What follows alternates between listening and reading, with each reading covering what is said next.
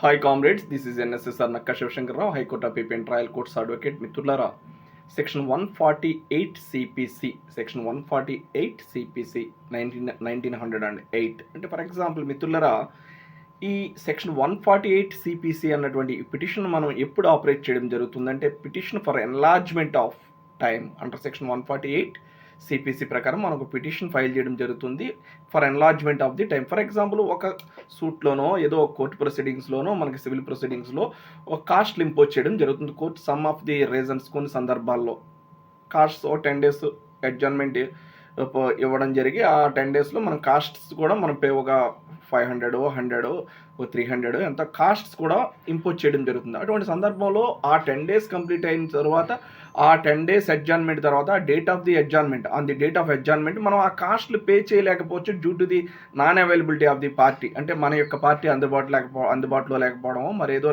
Genuine రీజన్తో మనం costs pay చేయలేకపోవచ్చు. అటువంటి సందర్భంలో మనం సెక్షన్ 148 పిటిషన్ ఆపరేట్ చేసి కోర్టు వారిని అనుమతి పొందొచ్చు. ఇంకా ఎన్లార్జ్మెంట్ అంటే కొంత టైంని ఎక్స్టెండ్ చేయండి, ఎన్లార్జ్ చేయండి టైంని, అంటే తమరు ఒక టైం ఫిక్స్ చేశారు, ఆ సమయంలో జెన్యూన్ రీజన్తో మేము ఇది పే చేయలేకపోతున్నాం కాబట్టి తమరు ఇంకా ఎన్లార్జ్ చేస్తే నెక్స్ట్ అడ్జర్న్మెంట్కి మేము పే చేయగలమని చెప్పేసి కొంత టైం అనేది మనం కోర్టు వారి నుంచి పొందవచ్చు. So this is NSSR. If you have any problem, contact 9855 909559.